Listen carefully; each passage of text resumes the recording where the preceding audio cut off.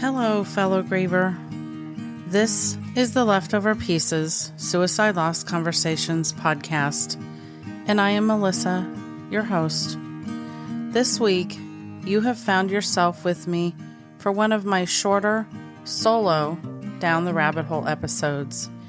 Here, I take you with me on a journey of sorts, through thoughts in my own griefy mind.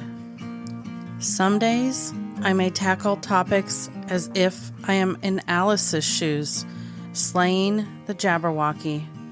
And on others, I may end up in my own pool of tears. Or I may just go a bit sideways and paint the proverbial roses red. But I always promise an adventure. So let's dive down the rabbit hole and see just what sorts of madness we might discover together. I am glad you have joined me, because while I do know how lonely this grief is, I also believe we needn't be alone. Welcome.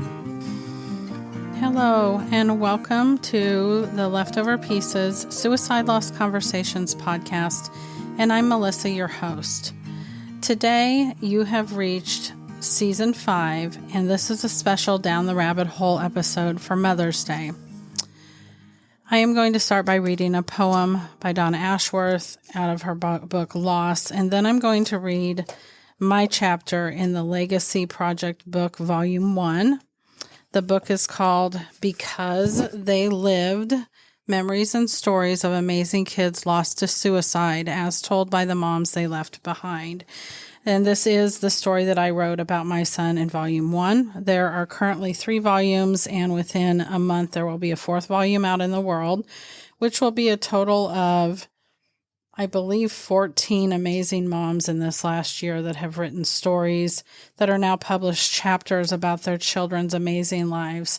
And I'm choosing to read one of the chapters that I have written about Alex because it feels like Mother's Day is the perfect time to share part of my son's memories and stories with the world, because that's what on Mother's Day makes my heart feel good, is the mothering and remembering all of my children are and what they've brought to me. But since my other 2 are still here and making memories and stories of their own, I will talk about Alex today by reading this chapter, and I will start with this poem by Donna Ashworth. It's called Without a Child.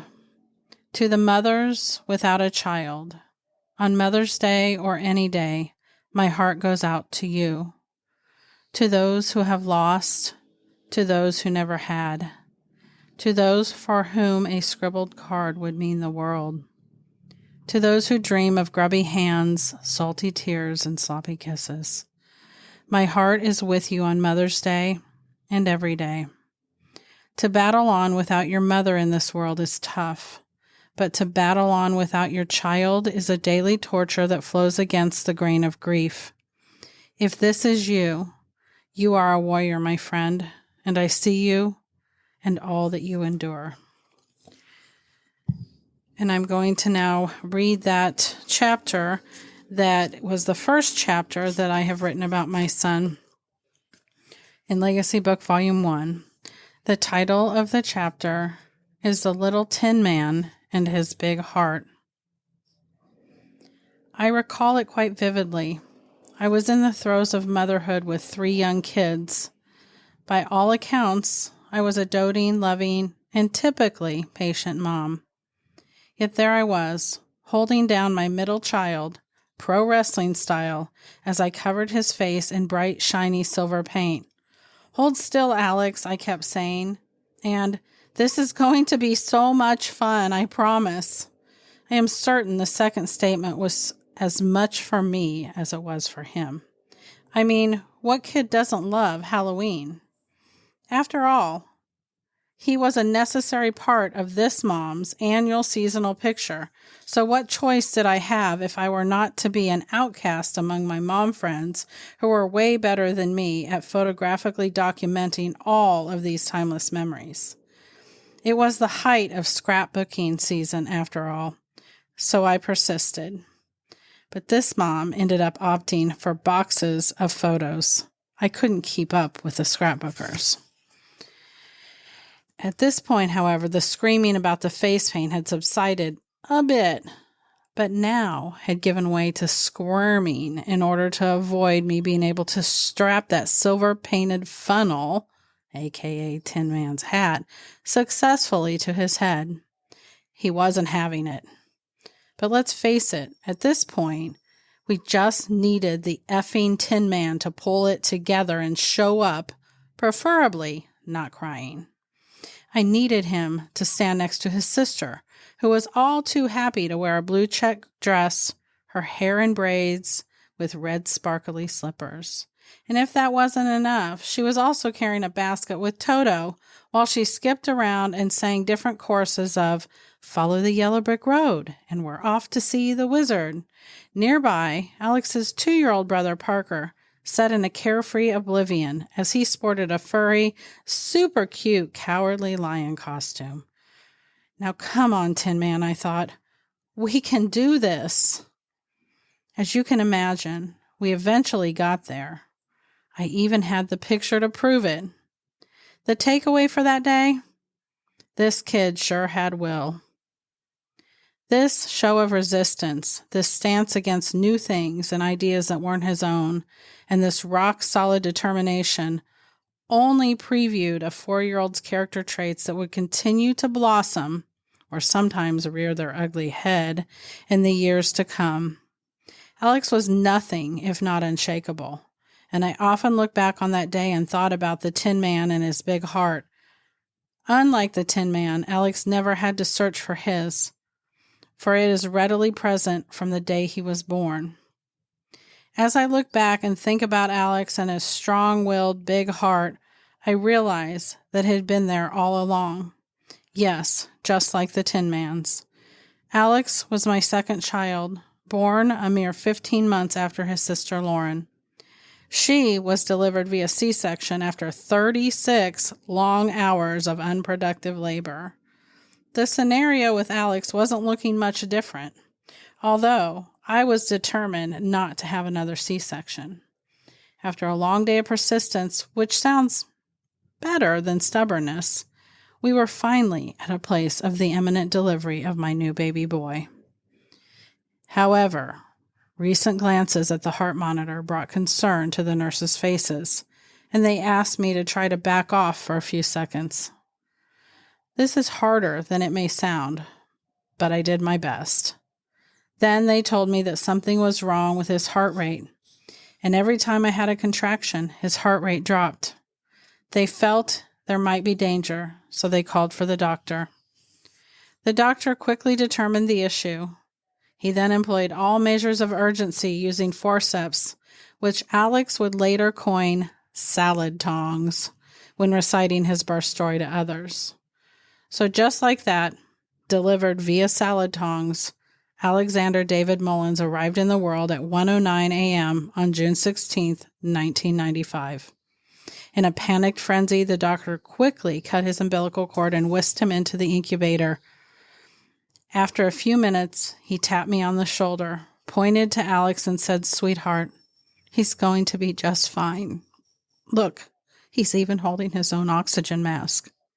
And sure enough, this beautiful newborn child of mine had his tiny hand right on top of his oxygen mask as if to say, "See, Mom, I got this." Strong will, strong heart, and even a bit of unintentional humor mixed in. All my Alex, and all right from the start. As my son grew, he would only refine these traits, and while a few new ones developed in their wake, he mostly just honed and perfected the classics. He was headstrong, funny, a good friend, and he loved big.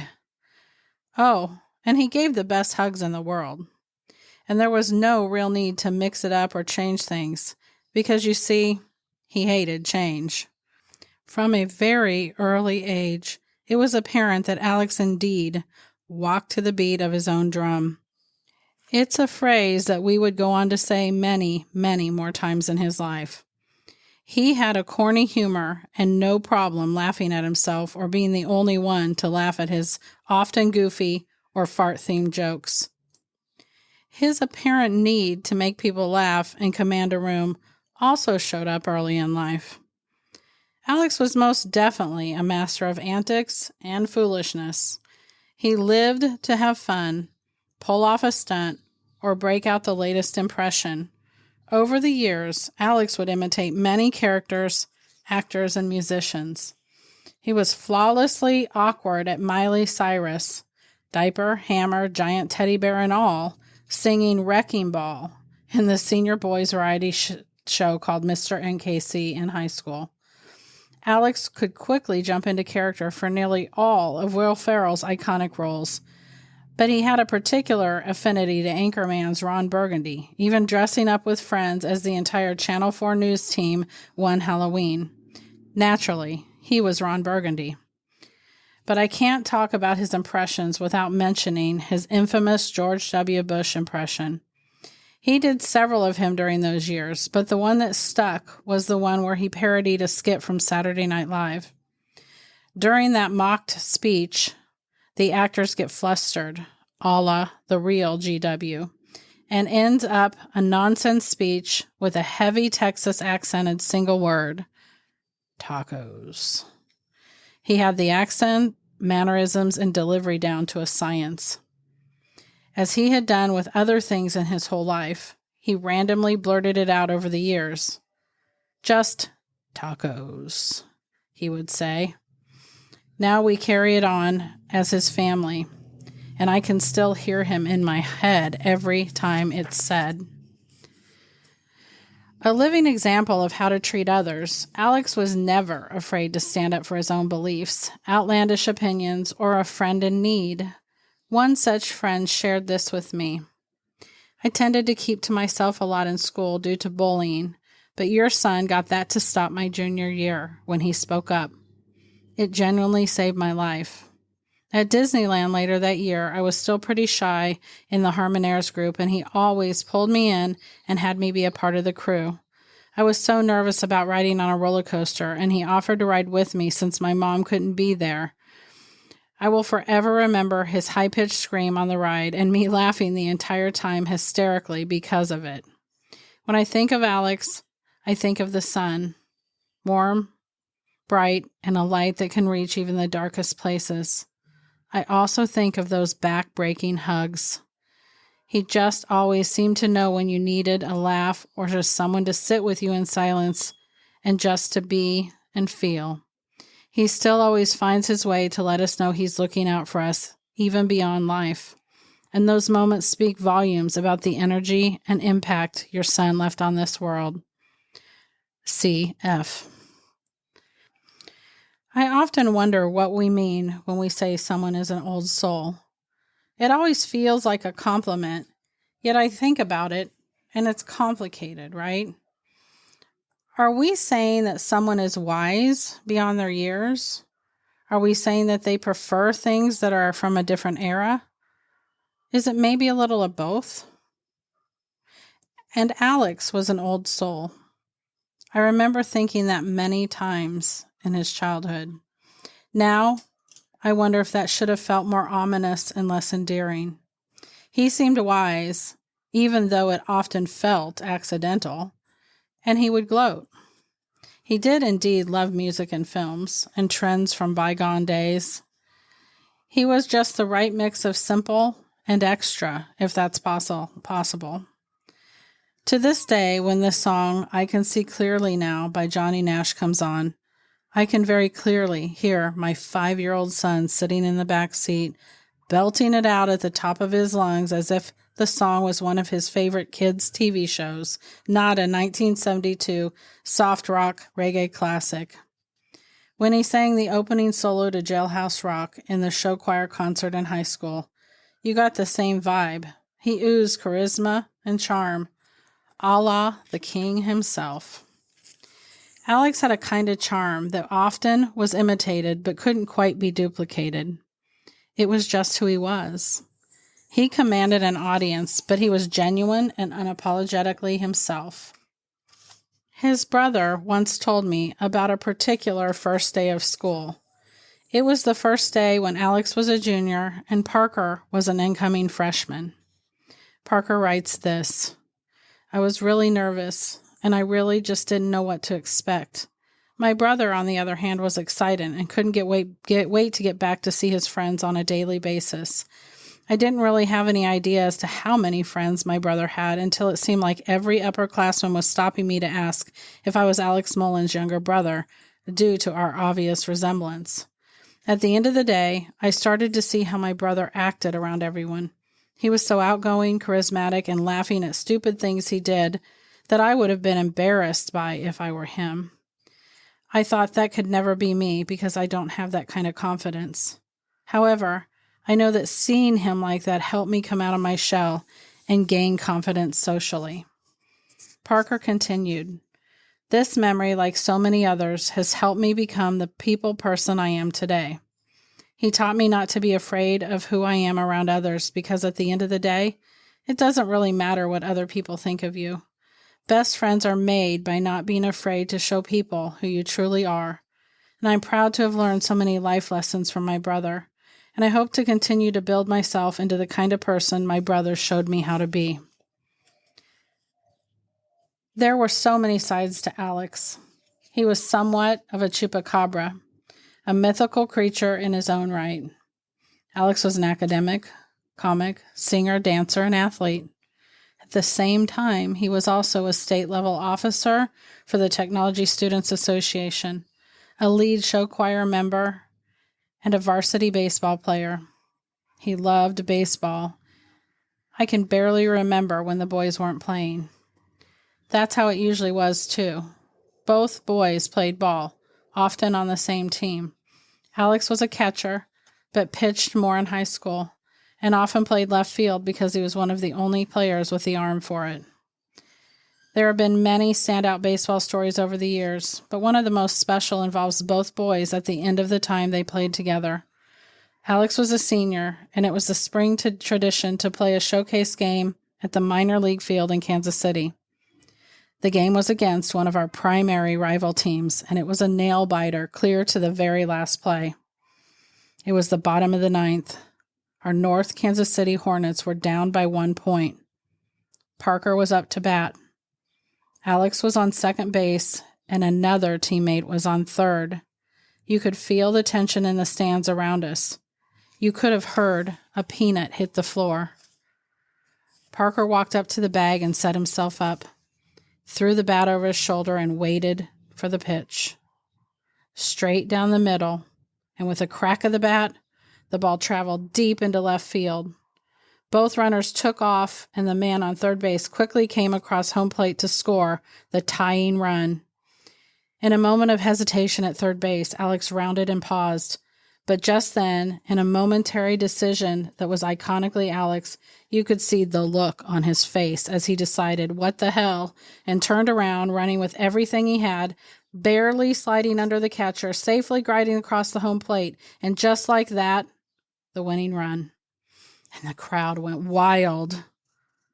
Parker had given the ball wings, allowing his big brother to win in a walk-off run in one of the last games they would ever play together. And if that wasn't enough, as Parker ran through first base, he never even slowed as he turned and ran back in the other direction to meet his brother running at him halfway down the first baseline. They looked as if they were going to collide, but instead they jumped towards each other, embracing as their teammates descended upon them and celebrated in unison. Tears and cheers erupted in an epic moment, the kind you couldn't make up if you tried.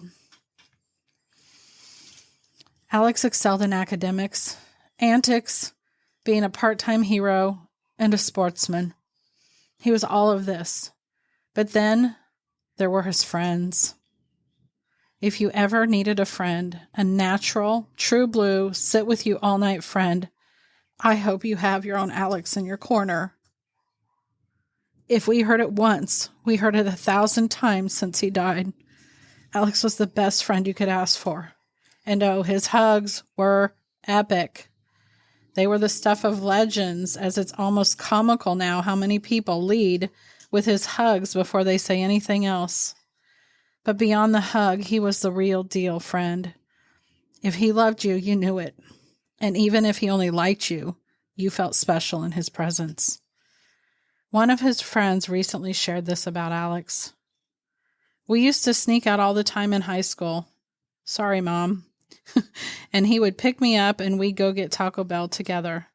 There was a new subdevelopment being built near my house, and we would go park over there and sit on the hood of his car and talk about everything under the sun. If either one of us was having a hard time, he would lie for hours sometimes. He always knew the right thing to say and how to make you laugh, even if you were in tears. Nicolette. And another friend had this to say. I was having a really, really bad day. Something made me text Alex and ask what he was doing. He had said he was working, but that he was free for a few hours after. I asked if he would come by to hang out and do some homework or watch TV. He came straight over from work, and he smelled awful, like fryer grease and onions. I never told him that, but I think he mentioned something about it when he was leaving. The whole time he was over, we sat in almost complete silence while some TV drama played in the background. I think Alex knew I was depressed before I did. He was the kind of guy that when you were in such a deep place at the bottom of a pit, would climb down in it and just sit with you. He sat with you because he knew you weren't quite ready to climb your way out. You were still coming to terms with your own pit, getting your bearings, or evaluating different exit routes. Or maybe he just didn't know what to say. And that's what I needed. I didn't want anyone to ask me what was wrong or tell me to get help. I just needed someone to sit and say nothing. Alex was a shoulder to cry on, a hand to hold, and a warm embrace. He was irreplaceable as a friend and a classmate. SD. As his mom, I couldn't be more proud or more heartbroken as I relay these heartfelt messages about my amazing son. Suicide makes things so very complicated like that. Even the good traits can feel like a dagger after they're gone. Sometimes we don't know what to do with all of our emotions that are tied up in our kids. I have found this to be true whether they're here or gone. Alex spent 5 of his last 6 weeks on Earth at home with us. During this time, we vacationed to see my brother in Montana. I often wonder if it was special because they are all of the last memories we have had with Alex wrapped into one short time, or if it's just because everything you did with him was so memorable. Still, that trip and all the memories are seared in my heart and mind like hieroglyphics to be discovered long after I'm gone. There are so many things that stand out from that trip.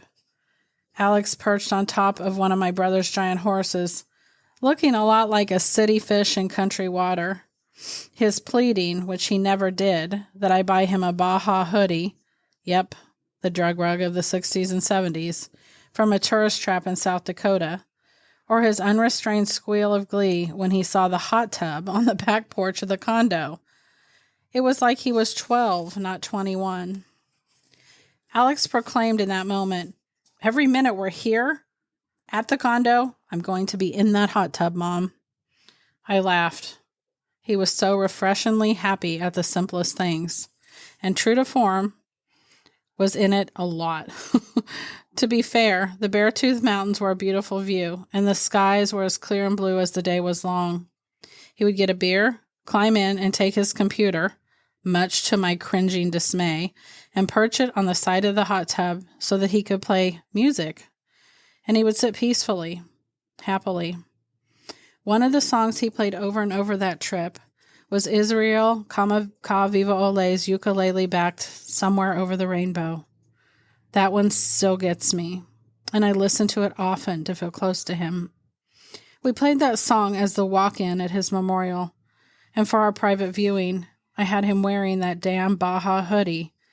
Underneath was his worn-in, very well-loved sriracha tee. I know he would have approved. Today, as I sit here, far too many years removed from my son's last day on Earth, the feeling that comes over me our honest, pure love, and immense gratitude. Having the gift of being his mom for 21 years has been one of my life's greatest pleasures and now trials. And if given a chance, I would do it all over again, even knowing how it would end without a single hesitation. I would. Alex shows up often in moments and uncanny serendipities these days. A well-timed rainbow lets me know he's close by.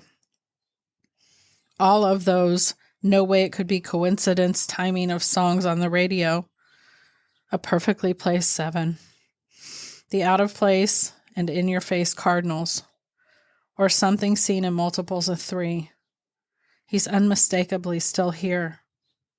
And feeling close to him brings me joy and comfort these days. Alex's big heart extended to animals from the time he was small. If he could have stood having his hands dirty and dealing with gross stuff, I would have thought he should have been a veterinarian.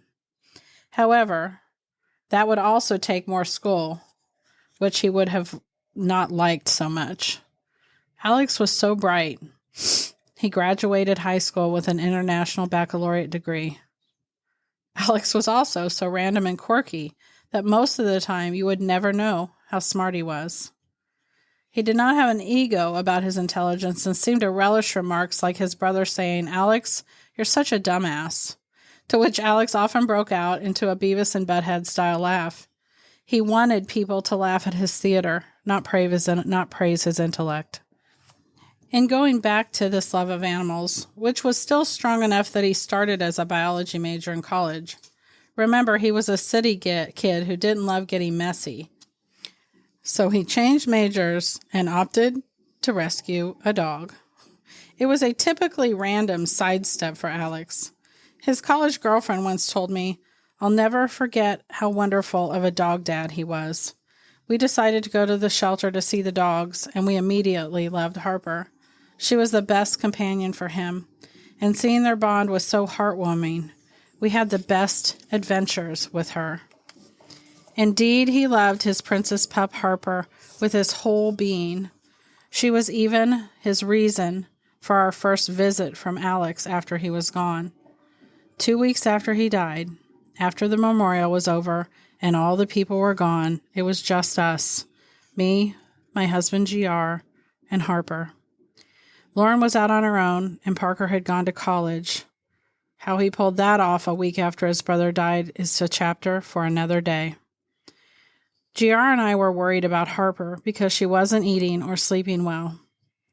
I remember saying, "I don't know if she's going to be okay." I could tell GR wanted to reassure me, but I also felt he had the same concern. Just a few nights later, I awakened and remembered sitting up and looking across the hall where our spare bedroom was, and Alex had stayed there with Harper the last 5 weeks until he returned to college, where he would die only 8 days later in his frat room. I remember stepping out of the bed and walking to the doorway of the room. There I froze. Harper was sitting on the end of the bed, clearly looking at something in the corner of the room. Before I knew it, tears streamed down my cheeks, and GR was standing next to me, whispering what was wrong. All I could say was, "Alex is here." I could feel it. I could also see it in Harper's eyes. I'm not sure just how many seconds we all stood there, but it felt like minutes. And within days, Harper turned a corner, and we knew she was going to be okay. To this day, Harper lives with us, and I still see her looking off into a direction from time to time, and I always know if it's Alex by the look in her eyes. So thinking back now about my little Kansas boy, dressed as a Tin Man at age 4, I'm pondering that line towards the end of the story where the author L. Frank Baum had his Tin Man reflect. A heart is not judged by how much you love, but how much you are loved by others. When I think back now to all the things that made Alex, The one thing that stands out is his great, big, loving heart. And while he loved big and full and deep, I would agree that he was loved by others that much more. I often wonder if his heart was just too big, too good, or even too pure for this world. Did he live so big and love so hard because somewhere inside of him, he knew he had to get it all in over a limited number of years? I will always wonder, but I will always be glad he was here. Footnote: a true hero isn't measured by the size of his strength, but by the strength of his heart. Disney's Hercules. This quote and the music list from the memorial reflected his diverse taste, bold personality, and who he was in all the parts that made up him. One of the songs my kids chose was I Can Go the Distance from Hercules. Alex adored Disney movies, and Hercules was most definitely one of his favorites. Even at 21, he often went to sleep listening to Disney music. The lyrics to this song speak so poignantly, so I wanted to share them here. Mom loves you, sweet Alex. Twinkle on. Thank you for listening to this story. If you are a mother listening today, I hope that this will help you remember some of the amazing, wonderful stories and memories of your children. If you would like to consider a project that would help you put your child's amazing memories and stories into a book out in the world, a project that can help you heal in ways that I can't even begin to explain right here, but would love to talk to you about, please reach out to me at melissa@theleftoverpieces.com. Until we talk again, friends, I wish you a safe and gentle rest of your day. Take care, and we'll talk soon. So we'll conclude here for today, but I just wanted to say a few things before you go.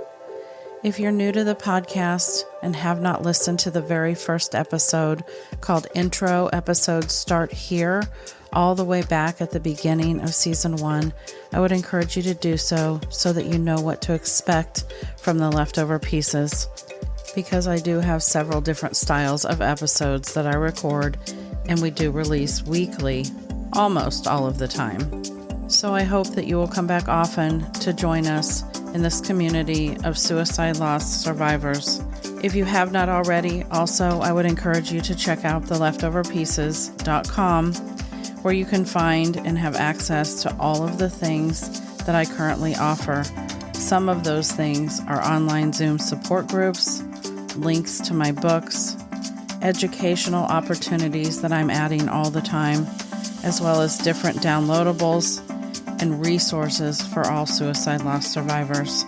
And if you or someone you know would like to be a guest on the podcast, or you'd just like to connect with me for any other reason, you can do it through the website as well. So until next time, I just want to remind you that I know how lonely this grief is, but you don't have to be alone. Talk soon.